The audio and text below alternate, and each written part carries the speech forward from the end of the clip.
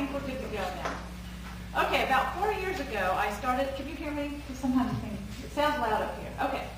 I started a long-term project to provide a more comprehensive study of the changes occurring in the vowel system in the modern South. I would approach this task by examining a mid-sized mid-southern community, Memphis, Tennessee, to address the question of how the variety there serves to contrast the local southern community with the larger U.S. community, productively, perceptively, and attitudinally. These research goals were approached through the integration of 3 separate but interlinked research projects. First, a study of vowel production measuring the stylistic and ethnic dimensions of the Southern shift. Second, a vowel perception study using synthesized vowel variants replicating Northern and Southern vowel pronunciation, measuring Southernness, education, and pleasantness ratings. And third, a perceptual dialectology language attitude study. It was hoped such a synthesized approach would provide much-needed insight into the social and linguistic constitution of the modern South. Speech data, match guides, perception test data, and attitudinal surveys were collected from a judgment sample of about 500 native Memphians. The production study set out to examine the degree of phonetic change in the Memphis community and the ethnic group participation in any shifts. The perception portion of the study explored whether the differences emerging in Southern speech symbolize local, regional, or ethnic identity, or were reflexes of changes occurring in other dialects of American English. Finally, the attitudinal portion of the study examined how Southern speakers' linguistic self-image plays a role in assigning particular values to various aspects of shift and to regional dialects more globally. Today, I will summarize and synthesize the overall findings that have emerged so far from this research. The first part of the research project, the production study, characterized local production norms. The aim of this project was to determine the degree to which Memphis natives were affected by a series of vowel shifts referred to as a Southern vowel shift. In addition, we did not have much information on whether the Southern shift described an exclusively European American phenomenon, suggesting the maintenance of separate black and white speech communities in the South, or if African Americans were in fact also participating in any of the changes associated with the shift. Therefore, this first project proposed a fuller examination of production norms and ethnic dimension of the shift. The Southern vowel shift, as you can see up here, is generally characterized by the acoustic reversal of the front, front, and last vowel pairs. A separate but coexistent shift involves the fronting of the high and mid-back vowels. The changes affecting the front vowel subsystem appear to be the most distinguishing shifts in terms of regional differentiation, while back vowel fronting has been widely attested in almost every U.S. regional dialect. It also appears to have begun earlier than shift in the front vowels. The pressures that lead to the shift of the front vowels in Southern speech are not fully understood, but those underlying high back vowel fronting are generally ascribed to drift. Shift in the O class occurs much later and is much rarer than shift in either high back vowel, and is often considered to be motivated by very different pressures than that affecting the high back vowels. This examination of the Memphis vowel system was approached through the collection and analysis of both spontaneous and elicited data.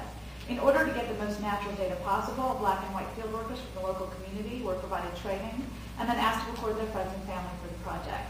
At this point, we've collected speech samples from about 100 native black and white Memphians in 2 different age categories, and about 35 of those speaker samples have been acoustically analyzed fully. Acoustic analysis of reading passage and wordless data from the Memphis sample suggests that white Memphians exhibit very shifted A vowel classes and mildly shifted E classes, resulting in generally complete reversal of the A and E classes, as you can see in figures 1 and 2. Younger and older speaker, or actually an older and then younger speaker. However, there's not much high front vowel shift present in Memphis. In terms of back vowel movement, the white Memphians show the most advanced fronting in the U class, followed by and only to a limited degree among only younger speakers, O fronting. In fact, O fronting is significantly more advanced in the under 30 age group, while no age differences emerge as significant in any other back vowel class. A detailed study of the environmental characteristics of back vowel fronting revealed that alveolar, palatal, and velar environments encourage fronting, while lateral and labial environments inhibit fronting. Very advanced speakers, however, show all tokens fronted, with back vowel tokens far front of the mid-central class. And you can see this with their tool token. It's ahead of actually schwa. Weakening and monophonization of the glide and I is also widely found in white Memphian speech, both in the typical pre-voiced and free contexts, and also less frequently in pre-voiceless contexts. Women and younger speakers appear to lead the shift towards pre-voiceless I weakening, while men lead weakening in other more established environmental contexts. The results from the acoustic analysis of the African American Memphians suggest that there is a large degree of similarity in terms of vowel shift participation between European Americans and Americans in Memphis. And you can see this in figures 3 and 4, which are African American speakers older in number. These findings are remarkable given the lack of participation of Northern African Americans in changes affecting the white Northern vowel system. In addition, age, gender, and network integration scores measuring the extent of subject ties within and outside of the Black community had little effect on the degree of shift exhibited by speakers. As in the white sample, Black speakers exhibited reversed A and Ed classes and fronted classes with no E and I shift and no strong fronting of the O class, or shift in the O class. The distribution of shifted tokens within vowel categories was also found to be generally similar across groups.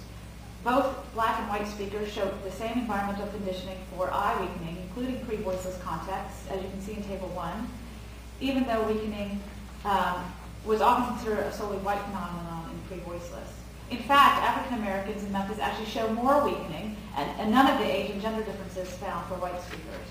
In addition, African Americans show the same environmental conditioning for back vowel fronting, as you can see in Tables 2 and 3, although European Americans show a significant lead in fronting in both the U and O classes.